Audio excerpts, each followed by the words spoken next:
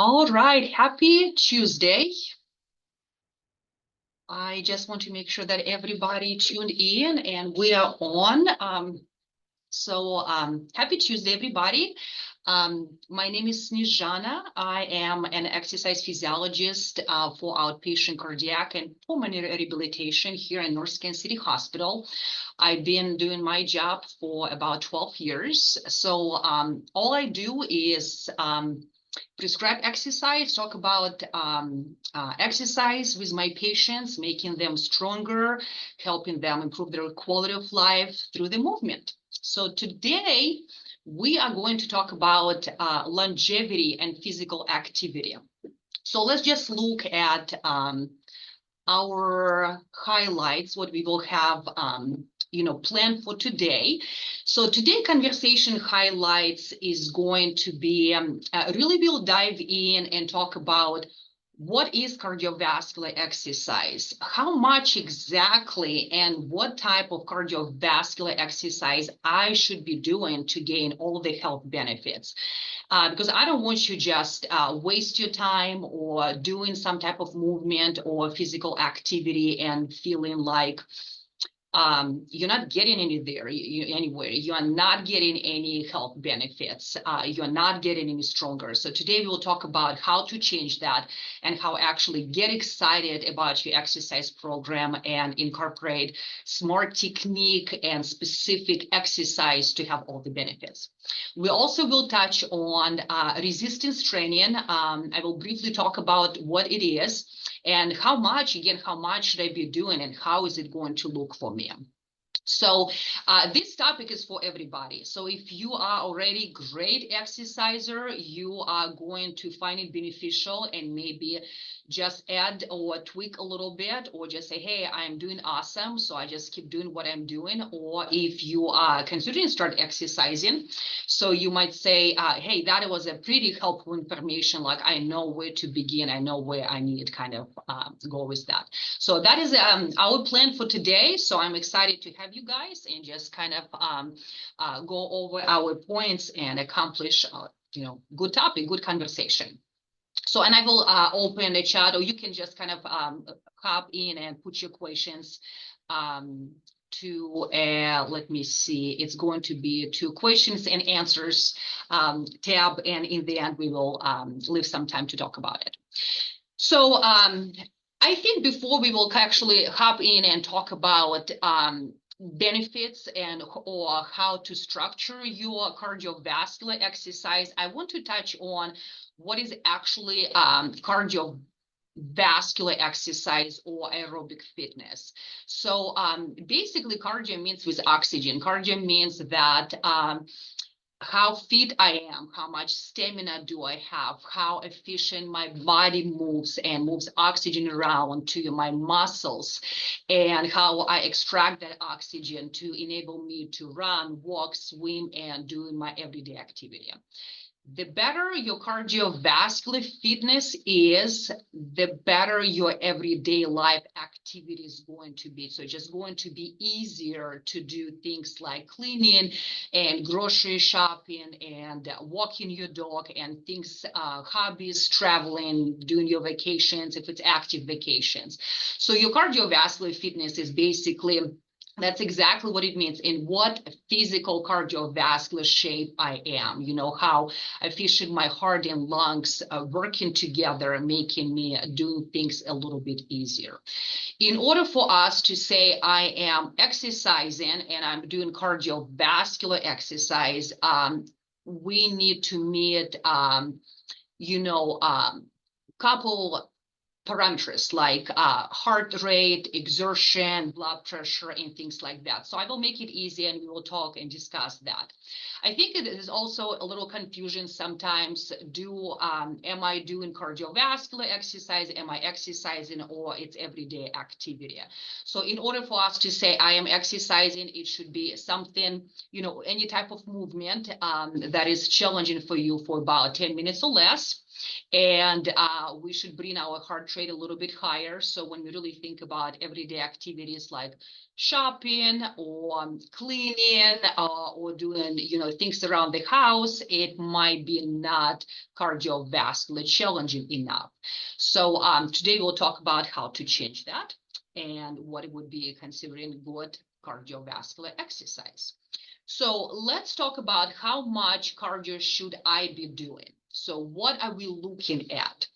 So we're looking at for about 30 minutes zone 2 cardio, ideally most days of the week.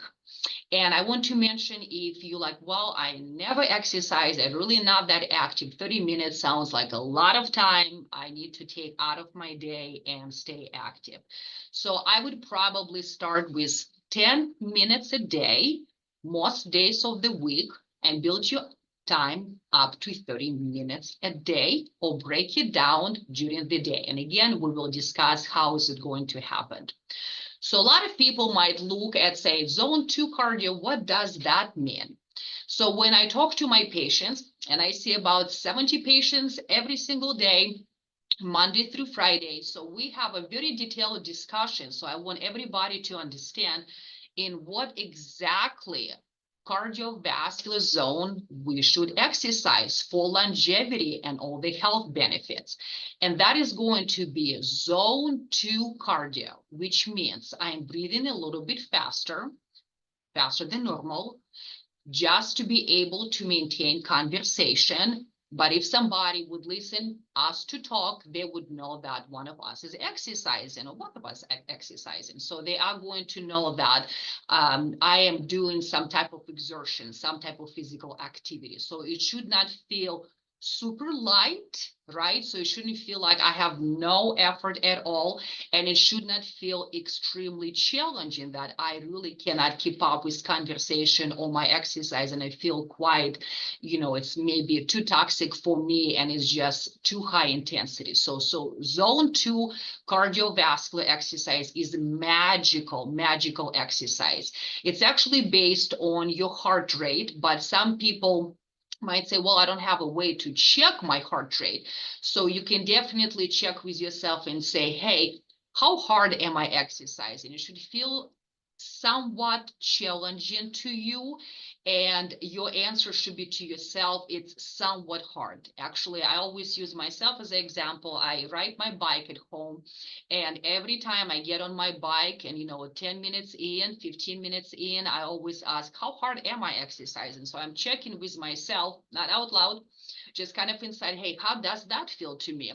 And if my answer is somewhat hard, I'm in a right zone. I'm a very beneficial zone for my cardiovascular fitness.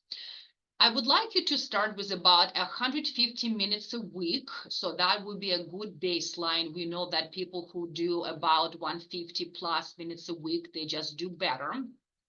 So, and again, eventually slowly progress to about 180 minutes a week, which is about 30 minutes most days of the week. So next slide, I just want everybody to look at, and it's kind of not really clear on my screen, but basically that is exertion scale. That is what I'm talking about, zone 2 exercise for longevity and all the benefits. So if you answer to yourself, I am exercising light, right, about 9 to 11, really not much exertion. So I don't want you to be in that zone. So I want you to be about 12 to 13, hard to somewhat hard. And you see that red zone, it reads very hard, extremely hard. It's not necessarily bad to do that. So some people like, more challenging, exercises, more high intensity, and they perfectly appropriate for us as well. I just don't recommend doing those exercises most days of the week. If you decided that, hey, I want to push myself and actually go to a little bit kind of a very hard section and feeling that it's a little bit more challenging for me, what I want you to do maybe once a week or once every 2 weeks, doing more challenging exercises. But most, I would say 90% of your cardiovascular exercise should be spent in somewhat hard zone. Because of the nature of our conversation, and like I mentioned at the beginning, that your zone obviously depends on your heart rate. Sometimes people take medications that it can alter, right? If it's a blood pressure medications, it's going to bring your heart rate down and keep your blood pressure down. So we cannot exactly determine, what is your target heart rate. But again, if you have all those, fancy devices and, trackers, so now they actually do tell you in what exercise zone you are. So, but again, the best recommendation is RPE, which is a perceived exertion. It takes time to learn. In what zone you are, because it depends on what you do, and we're going to look at example of cardiovascular exercise. For example, if if it's a leisure walk, you're probably not going to feel like it's somewhat hard, and if you are hiking is, more inclined, and you will find it a little bit more challenging. So obviously the activity that you choose is going to have different type of level of exertion. When I, walk outside, it's not for me as challenging as I am, riding my bike at home. So I push myself a little bit harder. So example of cardiovascular exercise, any type of brisk walking. What does that mean, brisk walking? So when you think about exercise walking, think about this way. If you are late, how fast would you walk? Okay, so it should be a little bit faster than your normal relaxing walking speed. Okay, so that would be your brisk walking, faster than your normal leisure walk. So brisk walking outside, or if you prefer treadmill, on a treadmill. If you will add a little bit incline, it's going to make a little bit more intense, because some people maybe cannot walk super fast because of knee pain, hip pain, and things like that. So you can always add a little bit incline. Incline actually makes it easier on your back and your knees, because you're forcing your body kind of composition go a little bit up. So brisk walking, rowing, biking, any type of bike, upright, recumbent bike, swimming. Again, swimming, more exertion, like really swimming, not just, walking in the pool. Hiking, some people might prefer maybe running or things like that, dancing. So this will be your kind of example of cardiovascular exercise. So also I want to mention not just looking at longevity and specific cardiovascular exercise. I also want to look at how many steps a day, or how active should I be during the day, minus the exercise, to have all the benefits. Well, I have a great data that actually I pulled last year in 2023. So this is the last data. And what we know, that every 1,000 steps you walk, above 4,000 steps a day, will reduce the risk of dying early by 15%. So I think that's a pretty good data. And walking between 6,000 to 13,000 steps a day cuts the risk of dying early in half. So I would probably also, if you track your steps, just see where you are to begin with. It's important to know your baseline. Maybe you do 2,000 steps, because I think it's maybe quite challenging to add from 2,000 steps to 4,000 steps or 13,000 steps. But if you're a person who does about 2,000 steps, you can just add 300 to 500 steps most days of the week, because it all adds up by the end of the week. If you are a person who has active lifestyle, or more active, or active job, you can start maybe, like, hey, I'm about 6,000 to 8,000. You can add a little bit more to get yourself to kind of, those a little bit higher steps. And again, it's just to be mindful throughout the day, how much we move, can we take stairs, simple things that you probably heard before, parking your vehicle, far away, so that you can get those a little bit extra steps. Kind of be mindful. I think if you're aware how active you are during the day, you can make those steps for yourself. You can make it happen. The best way to breathe, I want to mention that as well, during your cardiovascular exercise or during your movement is through your nose. And the reason why I actually kind of want to just mention breathing, because if you do nasal breathing and if you do nice nose breathing and out through your mouth, it actually improves your stamina and it helps you with your endurance. So people who do practice nasal breathing, they do better, they do have better stamina. And people who are not aware how they breathe or do a lot of mouth breathing, they involve lots of chest muscles and they kind of over breathing, and they actually can be tired faster. So nose breathing actually does improve your cardiovascular fitness. So just want to mention, and again, it takes practice. So some people are like, well, I'm always breathe through my mouth. This is just how I am. It's learning behavior. So we just learn to breathe specific way. So I think if you will, trying to improve your health and trying to, improve your health span and really work on that longevity component and, aging gracefully. So breathing up there. So you're definitely going to find a lot of benefits to a proper breathing and practicing that cardiovascular exercise. So I want to move on and, we talk about all the benefits. We talk about how cardio is essential for good health. But a lot of people, when they think about exercise, when they think about I need to be more active, that's what comes in mind. I need to walk, I need to bike, I need to go to the gym and maybe do some, swimming. And a lot of people forget that resistance training or having functional muscles on our body is very, very crucial as well. So it's not just about what's my stamina is, but what is my strengths? Am I strong? Am I aging? And I can feel that I am losing my muscles, that it takes longer for me to do things.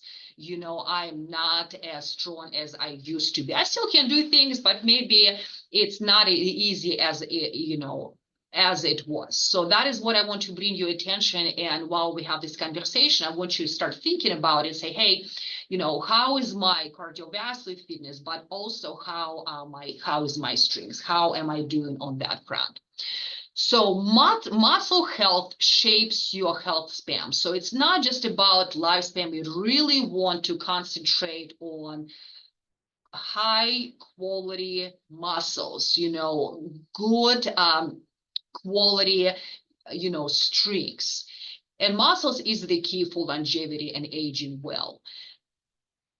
We definitely, and everybody knows that, muscles has to do with, be obviously, like I said, much stronger, how mobile people are, how they recover from injuries.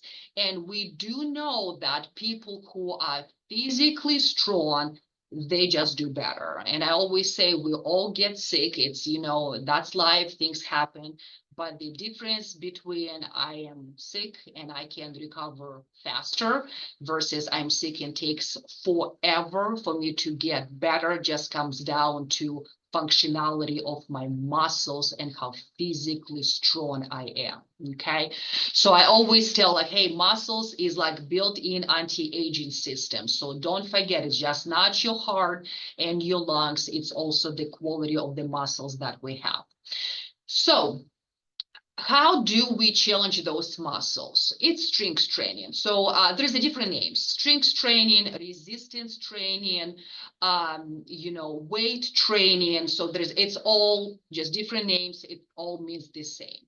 So resistance training is different from cardiovascular exercise because in strength training, we're overloading our muscles under tension. So we're lifting weights in different ways, right, to make our muscles stronger versus cardiovascular repetitive movement for our heart. So this is just an example. It's really not black and white recommendations. I always look at that as gray. For everybody is going to be very, very different. I want to say that strength training is safe for probably 99.9% of population. You just need somebody to help you design a safe exercise program. So this is just an example of how it might look. Right. So if you have weights at home, you do home exercise, you can do free weights, you can do resistance bands, you can do your own body weight. If you don't have anything, if you go into the gym, you have more options, free weights, body weight, like I said, resistance train or weight machines. I would probably start with maybe, 1 or 2 sets. It's how many times you do one exercise. Repetitions, it's how many times you repeat specific exercise. If you feel like you need rest in between exercise, please do take the rest. I would probably say 20 to 30 seconds. It's enough for most people. If you need longer, rest, I would probably say maybe you're overdoing on weights and maybe you have a lighter weight so you don't take that much time to rest. Start about 5 to 10 minutes, right? If you're new, like if I've never done before, very light, don't make it too complex, very easy, and progress to 20, 30 minutes a week, okay? 1 to 2 days a week, and I would probably add for some people will be appropriate about 3 days a week, okay? Or maybe do twice a week about 30 minutes and once a week about 10 minutes. So just kind of cut that time, but still add a third day. Think about more large muscle group. Just look at your body and say, hey, where's my large muscle group? So I want you to think about things that most people don't like. People don't like to do squats, they don't like to do standing push-ups or things like that. But those exercises that give you the most benefit. So that's what I want you to concentrate, body squats, and after that doing maybe biceps, small muscle group, and so on. And I would highly advise us professional. We here in the hospital have a fitness center, and we have well-trained trainers who can help you design program. And if you go to other facilities, they also have a professional group who can help you with that as well. So I definitely would say ask for help, and you will have so much more benefits if you have somebody guiding you and considering any challenges that you might have with your joints and muscles and things like that.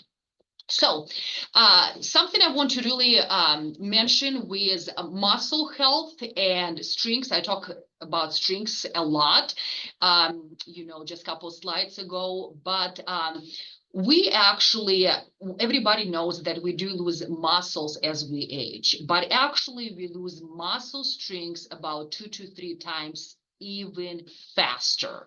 So when you start doing your strength training or any type of exercise program, our goal is really not to gain muscles. We just want to get stronger, because gaining muscles might take a long time and can be very frustrating process. But again, the muscle strengths we lose about 2 to 3 times faster. And we lose power, how fast we are doing things, and how fast and what we can pick up and do things 2-3 times even faster than we lose strength. So we lose muscles, strengths even faster, and how fast we do things even faster. Does that make sense? So basically that is what's happening to us. In our program, we actually not just look at our patients' cardiovascular fitness, we also look at their grip strengths. Grip strengths, it will measure how physically strong somebody is, okay? It's a very, very crucial measure in our cardiac and pulmonary rehabilitation and North Kansas City Hospital wellness program. We know the value of appropriate measurement. So we don't want just test patients or collect the data that is useless. So we want to collect the data and educate our participants about, how is that useful to you? And grip strength is very useful. So basically grip strength based on your age and gender, and it will determine how physically strong you are. It's not looking at your muscle mass specifically, it's looking at overall strengths. Don't get confused to saying, well, it doesn't have to do just how I grip things, how strong it is. No, grip strength is not just how strong your grip is, it's your shoulder, it's your back, it's overall strength. We actually, in North Kansas City, our wellness program, they added grip strengths to measure now all participants' strengths. So that's what we started doing in 2024, and everybody's excited about it. We are planning, not planning, because actually it's going to happen in March 14 at 8 o'clock at Gladstone Community Center. We will have a team of professionals who can measure your grip strengths, your body composition, your muscle mass, your body fat, your BMI, your weight, blood work. So we are going to look at whole person, we will discuss and do all those useful data for you to tell you, hey, this is where you are, and we will have a very simple direct recommendation where all this information we're going to give you in March, where you're going to take it, okay? So you can just register on our website, and it's $10 fee, and it's from 8, it starts at 8 o'clock, and I think it's a great opportunity to everybody to visit us and have, take care of your health and really know, like, whenever I'm going to do, I know it's going to be beneficial for me. And I know that all this information on longevity and strengths and muscle health, I think it should be very valuable to you. So this is about grip strength. So very important. Again, you need to visit professional to measure. It takes about 20 seconds to do that. So it's very fast and it's painless. So it doesn't really require anything, just for you to squeeze it as hard as you can. So I added just 3 exercises. If you're like, well, I don't know, I feel like my, grip is not as good as it used to be. I just added a couple of things right here for you to look at and say, hey, they're very simple. I can do them regardless my grip strength. So if you don't know what it is, or like, hey, I just feel like it's probably weak. So just getting 2 weights, or it doesn't have to be weights. It can be your groceries, or picking up a couple weights and doing about 30 to up to 2 minutes a day, most days of the week, is going to make you stronger. So again, as I said, don't overthink it. It does not really require that much time and effort to add, very beneficial different, exercises or different things to your routine and have all the benefits. So we are close to the end. So this is our last step, and this is just a summary. So I just kind of want, to go over what we started. I want to end the conversation with kind of the same, to repeat where we just said, that it can sink in. And you're like, okay, I got the idea. So remember the FEED principles. FEED is frequency, intensity, time, and type of exercise. Everything we talked today about, right? So frequency, most days of the week. So 150 to 180. What matters the most for physical activity is consistency, right? So I would highly advise to really look at that consistency. It's not just, I am active for 2 months and I stop for 2 years, right? And come back again. So start slow. My philosophy is commit to less, show up more. I would rather you to do less and start slow and moderate intensity and show up more during the week than, commit too much and say it's just impossible, because we all have life and it's not just about, exercising, but we want to have all those benefits and still enjoy our day without feeling like we take too much time. Intensity. So, again, remember, talk test, somewhat hard. It should feel you somewhat hard.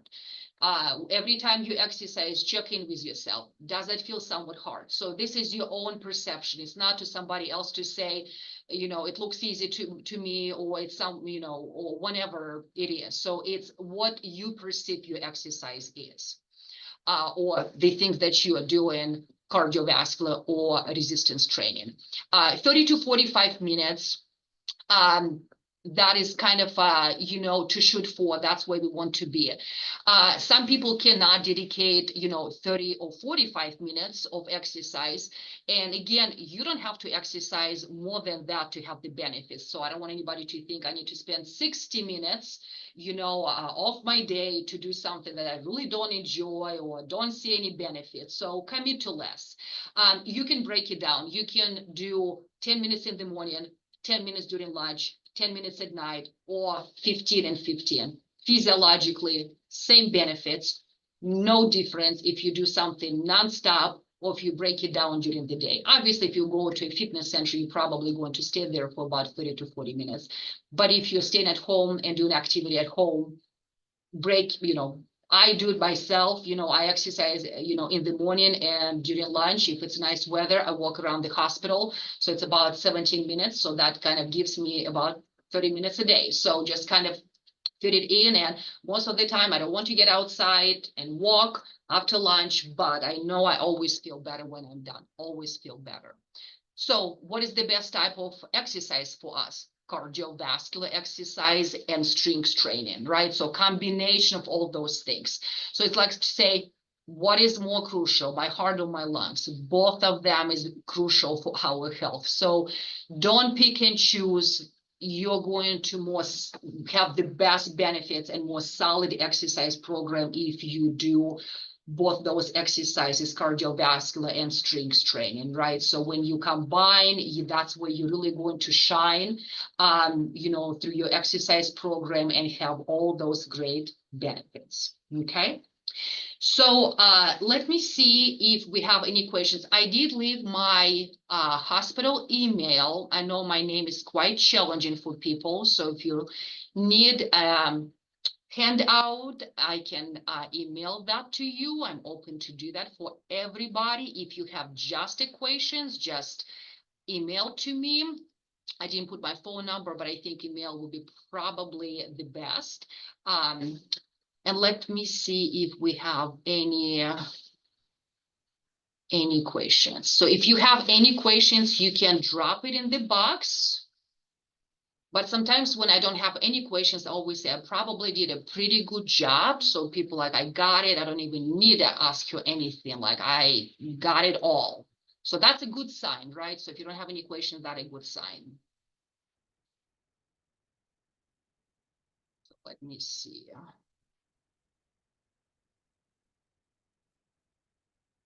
All right. I think I have a question. Let me click again. Well, thank you. Great job. Good info. I love that. So I'm here for you guys. Support you and, you know, hold your hand, even if I'm not physically doing that. So you know, it's quite easy to find me. We actually just have 3 exercise physiologists for the whole hospital. I'm one of those. And I am on the 4th floor in cardiac rehabilitation. And I actually hope I will see everybody in March 14, and we can kind of, you know, have again to visit, have a good discussion and talk about how can we serve you and guide you through your journey to have a better quality of life. You guys have an awesome day. Enjoy your week, enjoy your day. And so I know Chiefs will play on Sunday, and I know we're going to win. So let's go Chiefs, and you guys have an awesome day.